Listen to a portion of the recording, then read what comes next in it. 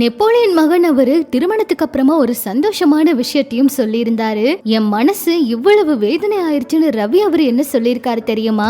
நம்பினவங்க தான் என்னோட வாழ்க்கையில என்ன துரோகத்தால வீழ்த்தி இருக்காங்கன்னு பவர் ஸ்டார் சொல்லியிருக்காரு. வாங்க என்னாச்சுங்கிறத பார்க்கலாம். நெப்போலியன் மகன் தனுஷ் அவருக்கு திருமணம் ஆச்சு. திருமணம் நடந்ததுக்கு அப்புறமா ஏகப்பட்ட பேர் அவங்கள பத்தி பேசினாங்க. சொல்ல போனா சமூக வலைதளங்கள்ல அவரை பத்தி தான் அதிகமான பேச்சுக்கள் இருந்துச்சு. அது மட்டும் இல்லாம நெப்போலியன் அவர்கள் அவங்களுடைய மகனுடைய திருமணத்துக்காக நிறைய செலவு பண்ணாரு. பிரம்மாண்டமா திருமணத்தை நடத்தி வச்சாரு. மகனுக்காக நிறைய விஷயங்கள் பார்த்து பண்ணியிருந்தாருன்னு சொல்லலாம். அந்த வகையில தனுஷ் அவரு என்ன யார் என்ன சொன்னாலும் அதுக்கெல்லாம் கவலையப்பட மாட்டேன், நான் சந்தோஷமா இருக்க போறேன் அப்படின்னு சொல்லி இப்ப அவங்களுடைய திருமண வாழ்க்கை ரொம்ப சந்தோஷமா போயிட்டு இருக்கு. அந்த வகையில தன்னோட இன்ஸ்டா பக்கத்துல என்ன சொல்லியிருக்காருன்னா, ஒரு வீடியோவை வெளியிட்டு போக்கிமான் 25வது வருட விழாவை ஒட்டி உருவாக்கப்பட்ட ஜாக்கெட் எனக்கு கிடைச்சிருக்கு அப்படின்னு ரொம்ப சந்தோஷப்பட்டிருக்காரு. எனக்கு ரொம்ப பிடிக்குங்க இது அப்படின்னு சொல்லி இதை ரசிகர்கள் கிட்ட சொல்லியிருக்காங்க. நிறைய ரசிகர்கள் என்ன சொல்லியிருக்காங்கன்னா, உங்க வாழ்க்கையில அடுத்தடுத்து நீங்க நினைக்கிற மாதிரி எல்லா சந்தோஷமான விஷயங்களும் நடக்குங்க அப்படின்னு வாழ்த்துக்கள் எல்லாம் சொல்லியிருக்காங்க. இப்படி இது ஒரு பக்கம் இருக்க, நடிகர் ஜெயம் ரவி அவரு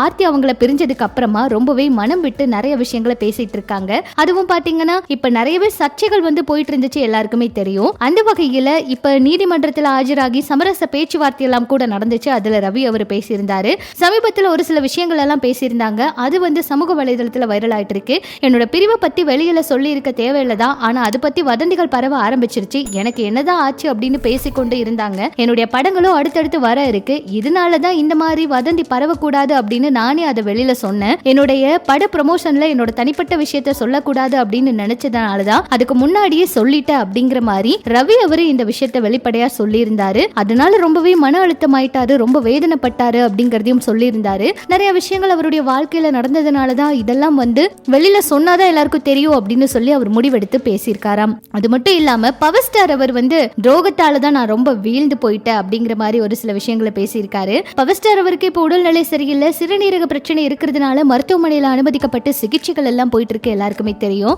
பவர் ஸ்டார் தொடர்ந்து நிறைய படங்கள்லயும் கவனம் செலுத்திட்டு இருந்தாரு. சொல்ல போனா வனிதா அவங்க கூட சேர்ந்து ஒரு போஸ்டர் வந்துச்சு, அது கூட மிகப்பெரிய சர்ச்சையாச்சு, எல்லாருக்குமே தெரியும். அந்த வகையில இப்ப நிறைய விஷயங்கள் அவர் பேசினது சமூக வலைதளத்தில் வெளியா இருந்துச்சு. பண கஷ்டம், ஏமாற்றம், கவலை தான் நிறைய பேருக்கு இருக்கு. எனக்கு நிறைய பேர் நம்பிக்கை துரோகம் பண்ணிட்டாங்க, அதுல இருந்து மீள முடியாம உடம்பையும் சரியா கவனிச்சுக்காம விட்டுட்டேன், அதனாலதான் என்னுடைய ஃபேன்ஸ் என்ன ஒருபோதும் விட்டு கொடுக்க மாட்டாங்க அப்படின்னு உருக்கமா பேசி இருந்தாரு. இப்ப அவருக்கு உடல்நிலை சரியில்லாத சமயத்துல அந்த வீடியோவை பரப்பி நிறைய பேர் உங்களுக்கு எதுவும் ஆகாதுங்க, நீங்க நல்லா இருப்பீங்க அப்படின்னு எல்லாம் கூட கருத்துக்களை பதிவிட்டு இருக்காங்க.